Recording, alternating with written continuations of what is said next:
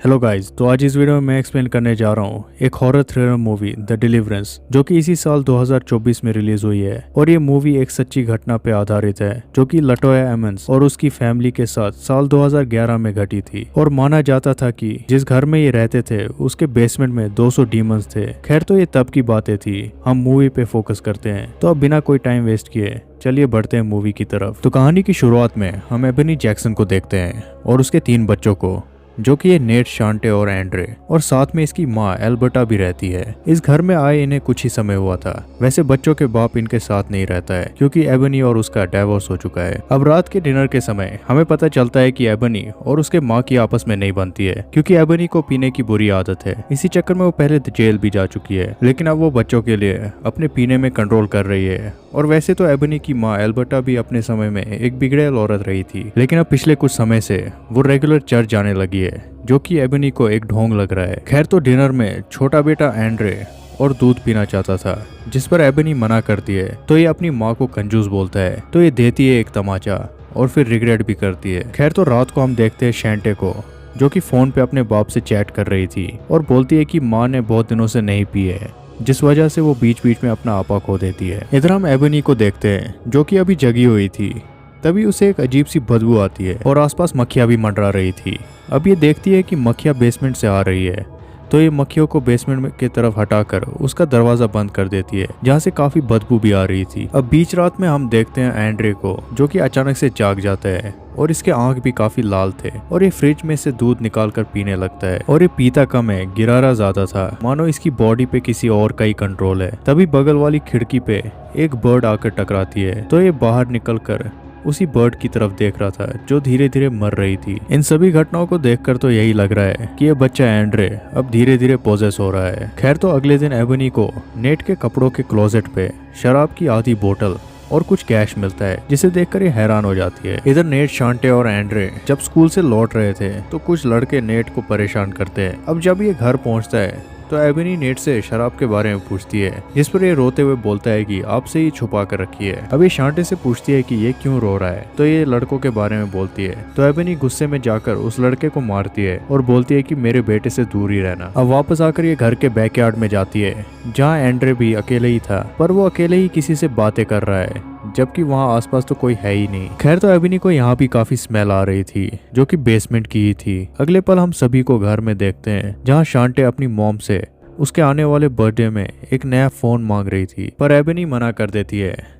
तो ये गुस्सा होकर अपने कमरे में चली जाती है और पीछे पीछे एंड्रे भी चला जाता है, ये बोलकर कि वो कंगाली से तंग आ चुका है। अब रात को एंड्रे को हम देखते हैं, जो कि फटाफट से बेसमेंट में चला जाता है, जबकि वहां से तो काफी बदबू आ रही थी। दरवाजे का शोर सुनकर एबनी जाग जाती है और देखती है कि बेसमेंट का दरवाजा खुला है। अब ये उसे बंद करके वापस सोने चली जाती है। अगले दिन हम देखते हैं एल्बर्टा को, जो कि अपना कीमोथेरेपी करवाने क्लिनिक जाती है, जहाँ वो मेलविन नाम की एक नर्स से फ्लर्ट भी करती है। अब जब ये वापस आ रही थी तो रिसेप्शन उसे बोलती है कि तुम्हारा पिछले 2 महीने से पेमेंट नहीं आया है। तो ये बोलती है कि मंडे को मैं जाकर इंश्योरेंस वाले से पता करूंगी, जिस पर ये बोलती है कि पेमेंट तो एबनी करती है। ये सुनकर एल्बर्टा हैरान हो जाती है क्योंकि इसे इस बारे में पता ही नहीं था। इसे लग रहा था कि एबनी इससे नफरत करती है, लेकिन अब ये जानती है कि एबनी अंदर ही अंदर इसका ध्यान भी रखती है। खैर, तो रात को नेट खिड़की से देखता है कि उसकी माँ काम से वापस आ रही है, वो भी बिल्कुल नशे में। अब जब एबनी घर के अंदर आती है तो वहाँ उसकी माँ एल्बर्टा भी थी, जो उसको क्लिनिक के बिल पेमेंट के बारे में बोलती है, जिस पर एबनी बोलती है कि हाँ, वो मैं ही भरती हूँ। ये बोलकर एबनी अब सोने चली जाती है। अब बीच रात में एबनी को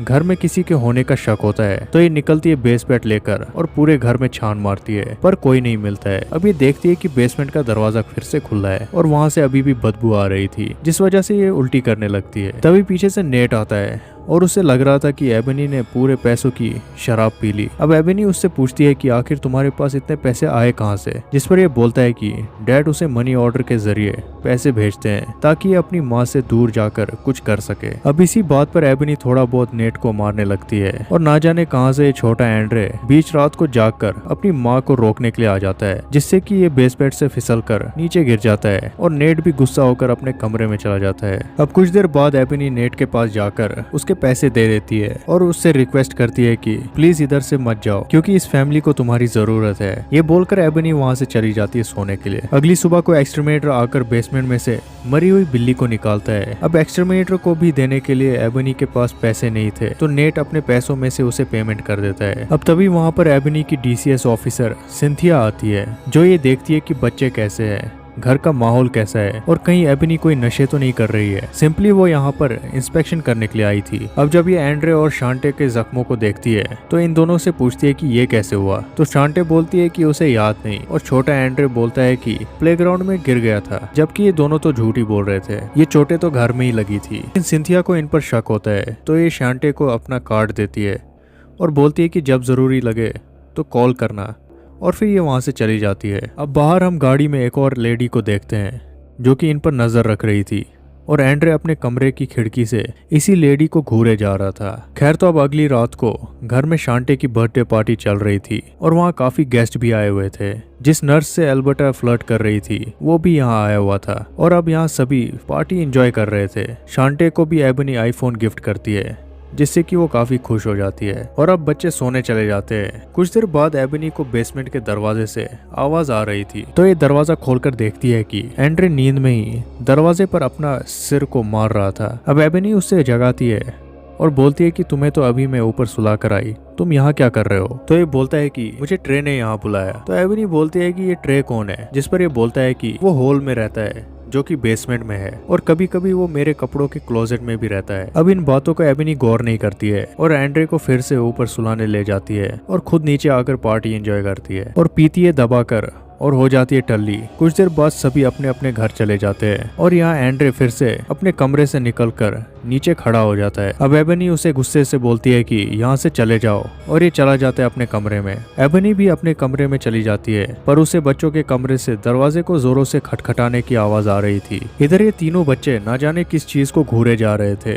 अब जब एबनी उनके कमरे में जाती है तो एल्बर्टा को बच्चों के चिल्लाने की आवाज आ रही थी, जहाँ जाकर ये देखती है कि बच्चे एक तरफ डरे हुए हैं और दूसरी तरफ एबनी। जब एल्बर्टा बच्चों से पूछती है कि आखिर क्या हुआ तो नेट और शांटे बोलते हैं कि उन्हें कुछ याद नहीं और एबनी भी बोलती है कि उसे कुछ याद नहीं है, पर आंड्रे बोलता है कि माँ ने उन्हें दीवार से पटका। ये सुनकर एबनी हैरान हो जाती है और एल्बर्टा उससे यहाँ से जाने को बोलती है। अगली सुबह को तीनों बच्चे स्कूल के लिए निकलते हैं लेकिन उनका पीछे एडी करती है जो पहले से ही इन पर नजर रख रही थी और उसे एंड्रे घूरे जा रहा था जैसे वो इसे जानता है। खैर तो स्कूल में जाकर बच्चे काफी अजीब हरकत करते हैं, जैसे नेट क्लासरूम में बड़े ही जोरों से हंस रहा था जबकि टॉपिक सीरियस मैटर पे था और शैंटे भी काफी अजीब हरकत कर रही थी। यहाँ एंड्रे भी क्लासरूम में ही टॉयलेट कर देता है। कुछ देर बाद एबनी को स्कूल से कॉल आता है कि आपके बच्चों की तबीयत खराब है इसलिए उन्हें हॉस्पिटल लिया है। अब एबनी सीधे हॉस्पिटल पहुंचती है और साथ में एल्बर्टा भी। डॉक्टर इन्हें बोलती है कि बच्चों की तबीयत तो ठीक है और हमने सभी टेस्ट भी कर लिए जो कि बिल्कुल ठीक है, लेकिन एबनी बोलती है कि आपको और टेस्ट करने होंगे क्योंकि स्कूल में उनकी हालत काफी खराब हो गई थी, उन्होंने ऐसे हरकत कभी पहले नहीं किए थे। तो डॉक्टर बोलती है कि क्या हाल ही में उन्हें कोई स्ट्रेस हुआ है, जिस पर ये बोलती है कि हाँ, हमने 1 साल में 3 घर बदल दिए और उनका बाप भी इराक में है। डॉक्टर उनके बॉडी में चोट के निशानों के बारे में पूछती है कि क्या हम इसके बारे में बात कर सकते हैं। ये सुनकर एबनी चुप हो जाती है और ये सभी वापस घर आते हैं। रात को एबनी एंड्रे को बाथटब में नहला रही थी, तभी नीचे टेलीफोन रिंग कर रहा था तो ये नीचे जाती है। वापस आकर देखती है कि नेट एंड्रे को बाथटब में डुबा रहा था। अब किसी तरह एबनी नेट को रोकती है और नेट भी होश में आता है और रोते हुए बोलता है कि उसे नहीं पता कि क्या हो रहा है। वहाँ एल्बर्टा भी आती है और हम देखते हैं एंड्रे को जो सीधे बेसमेंट की दरवाजे की तरफ घूरे जा रहा था। अब ऐसे ही कुछ दिन बीतते हैं और वहाँ सिंथिया आती है बच्चों का हाल देखने के लिए, लेकिन ये देखती है कि एबनी की हालत काफी खराब है। एबनी उसे समझाने की कोशिश करती है कि इस घर में कुछ तो गड़बड़ है। ये बोलती है कि उसे विस्पर सुनाई देती है और किसी के होने की आहट होती है, लेकिन ये खड़ूस सिंथिया एबनी से काफी रूडली बिहेव करती है और बोलती है कि मुझे अभी के अभी बच्चों से मिलना है। तभी वहाँ एल्बर्टा एक बैट लेकर आती है और सिंथिया ये देखकर वहाँ से निकलती है। ये एल्बर्टा ने सही किया, जब सीधी उंगली से घी ना निकले तो उंगली टेढ़ी करनी चाहिए। खैर तो एबनी और एल्बर्टा उसी औरत को देखते हैं जो इधर नजर रख रही थी और वो कुछ फोटोज भी क्लिक कर रही थी। एल्बर्टा उसे सिंथिया के लोग समझ के वहाँ से भगाती है। एल्बर्टा ये बात समझ गई थी कि घर में कोई ना कोई तो बुरी आत्मा जरूर है जिस वजह से बच्चों को तकलीफ हो रही है। ये बात वो चर्च में जाकर वहाँ के हेड को बोलती है, लेकिन वहाँ की हेड बोलती है कि मैं आपकी बात पर यकीन करती हूँ, लेकिन मैं कोई मदद नहीं कर सकती हूँ, शायद कोई दूसरे चर्च वाले आपको मदद कर ले। यहाँ एबनी अपना टेंशन को भुलाने के लिए पब में जाकर शराब पीती है, और जब वो वहाँ से वापस निकलती है तो बाहर वही औरत मिलती है जो उन पर नजर रख रही थी। वो एबनी को बोलती है कि तुम्हारे बच्चे खतरे में हैं, और बोलती है कि तुम्हारे घर में एक बुरी आत्मा का साया है। अब ये दोनों एक कैफे में जाते हैं, जहाँ ये औरत एबनी को उस घर के बारे में बोलती है कि 20 साल पहले एक फैमिली इसी घर में रहते थे, लेकिन उनके बेटे की तबीयत खराब होने लग गई। हॉस्पिटल भी लिया, लेकिन उसकी हालत में कोई सुधार नहीं आया। तो फिर वो मेरे पास आए, और जब मैं उनके घर गई तो मैं समझ गई थी कि यहाँ एक काफी खतरनाक डीमन है, और इस डीमन से बच्चे को बचाने के लिए एक प्रक्रिया करनी पड़ेगी जिसे बोलते हैं डिलीवरेंस, जो कि काइंड ऑफ एक्सोर्सिज्म ही है। खैर, तो ये बोलती है कि डीमन से ये हार गई और वो लड़का मारा गया, और कुछ दिन बाद माँ ने भी अपने पति और बेटी को मारकर खुद की जान ले ली। ये बोलती है कि वही सेम डीमन तुम्हारे छोटे बेटे पर हावी हो रहा है। ये सुनकर एबनी बोलती है कि तुम कोई भी मनगढ़ंत कहानी सुना रही हो, और ये वहाँ से जा रही थी। लेकिन ये औरत एबनी को अपना विजिटिंग कार्ड देती है और बोलती है कि तुम्हें मेरी जरूरत पड़ेगी। दूसरी तरफ हम देखते हैं एल्बर्टा को, जो कि अपने कमरे में होती है, और उसे किसी के बुलाने की आवाज आ रही थी। जहाँ जाते ही एक काइंड ऑफ डीमन उस पर हमला कर देता है, जो दिखने में थोड़ा बहुत एंड्रे जैसा ही था। खैर, तो एबनी वापस घर आकर देखती है कि दीवार पे रखा क्रॉस जल रहा है, और उसकी माँ एल्बर्टा भी मर चुकी है। अब वहाँ एंड्रे भी आता है, जिसकी शक्ल देखकर लग रहा है कि जरूर इसी ने एल्बर्टा को मारा होगा। कुछ देर बाद यहाँ एम्बुलेंस आती है और एल्बर्टा के बॉडी को ले जाती है। अब रात को ही एबनी तीनों बच्चों को लेकर वहाँ से निकलती है, और शैंटे बोलती है कि उसने सिंथिया को कॉल किया है। यहाँ घर में सिंथिया भी आती है, पर ये चारों तो वहाँ से निकल चुके थे। अब गाड़ी में पीछे से एंड्रे बार बार एबनी को बोल रहा था कि तुमने ही अपनी माँ को मारा है, और जब ये पीछे देखती है तो पाती है कि एंड्रे की शक्ल बिल्कुल बदल गई है, जिससे कि ये घबरा जाती है और गाड़ी रोककर पास ही के रेस्टोरेंट में जाकर मदद मांगती है। तो वहाँ का ओनर गाड़ी में जाकर देखता है कि बच्चे तो नींद में है। अब अगले पल हम एबनी को एक हॉस्पिटल में देखते हैं, जहाँ डॉक्टर उससे पूछती है कि लास्ट टाइम उसने शराब कब पी थी, क्योंकि इन्हें लग रहा था कि एबनी का मेंटल ब्रेकडाउन हो रहा है। खैर, तो बच्चों को अब चर्च के फॉस्टर केयर में भेज दिया जाता है। अब कुछ दिन बाद एबनी जाती है उसी लेडी के पास जिसने इस घर के बारे में बताया था, और ये उससे मदद मांगती है। अब ये लेडी एबनी का मदद तो करेगी, पर ये बोलती है कि वो डीमन कमजोरों पर ही हावी हो सकता है, और तुम्हें देखकर लग रहा है कि तुम काफी कमजोर हो गई हो। सबसे पहले तुम्हें अपने आप पर भरोसा पाना होगा, और एबनी उसकी बात मान जाती है। दूसरी तरफ एंड्रे को बड़ी ही अजीब तरह के दौरे पड़ रहे थे, और वो कोई और ही भाषा में बात कर रहा था। सिंथिया भी उसे देखती है। अब जब सिंथिया कुछ देर बाद एंड्रे से मिलने जाती है, तो एंड्रे डिमोनिक वॉइस में सिंथिया के मरे हुए बेटे के बारे में बोलता है, और एंड्रे अपने स्ट्रैप्स को तोड़कर दीवार में रेंगने लगता है। ये देखकर सिंथिया काफी घबरा जाती है। अब कुछ देर बाद हम देखते हैं हॉस्पिटल में एबनी को, जो कि डॉक्टर का ड्रेस पहनकर पहुंच जाती है एंड्रे के रूम में, और उसे बाहर ले जाती है, जहां वही लेडी गाड़ी लेकर तैयार थी। अब ये तीनों पहुंच जाते हैं अपने घर में, जहां ये लोग एंड्रे को लोहे के चैन में बांधकर डिलीवरेंस शुरू करते हैं। और ये लेडी पहले ही एबनी को बोलती है कि डिलीवरेंस के दौरान ये डीमन तुम्हें बहलाने के लिए किसी का भी रूप ले सकता है, और ठीक वैसा ही होता है। होली वाटर फेंकने पर एंड्रे एल्बर्टा का रूप ले लेता है। डिलीवरेंस के दौरान डीमन काफी हिंसक हो जाता है। घर के खिड़की दरवाजे खुल जाते हैं और अंदर हवाएं चलने लगती है।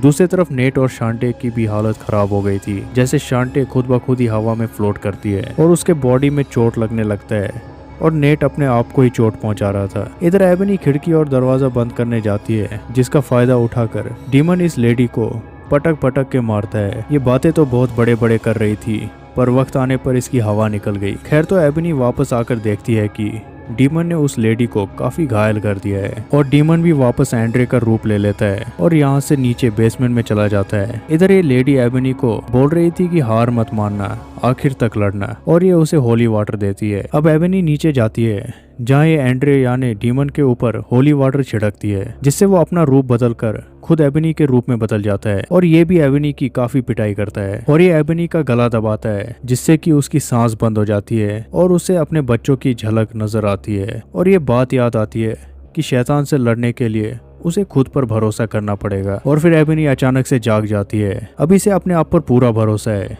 ये उस डीमन को बोलती है कि जीसस के नाम पे मैं तुम्हें हुक्म देती हूँ। ये बोलते ही उसके जबान खुद ब खुद चलने लग जाते हैं, और ये डीमन जलकर वापस बेसमेंट के हॉल में चला जाता है, और अचानक से एबनी दूर पे गिर जाती है। दूसरी तरफ नेट और शैंटे के जख्म खुद ब खुद ही ठीक हो जाते हैं। यहाँ सूरज निकलता है और एबनी की आंख भी खुलती है और ये देखती है कि एंड्रे बिल्कुल ठीक है। और अब कुछ दिन बाद हम देखते हैं सिंथिया को, जो कि एबनी से मिलने आती है, जहाँ ये एबनी को बोलती है कि कोर्ट ने फैसला किया है कि बच्चों को कुछ दिनों के लिए तुमसे दूर रखा जाएगा। वैसे बच्चों को कुछ याद नहीं है कि उनके साथ क्या हुआ था। खैर, तो एबनी बोलती है कि वो वापस फिलाडेल्फिया जा रही है और बोलती है कि बच्चे भी उसे वापस मिल जाएंगे क्योंकि उसे गॉड पर भरोसा है। और ठीक वैसा ही होता है। 6 महीने बाद बच्चे इसी के साथ फिलाडेल्फिया के लिए निकल रहे थे और फिर इसी के साथ ये मूवी यहीं खत्म हो जाती है। तो दोस्तों, ये थी द डिलीवरेंस मूवी की एक्सप्लेनेशन।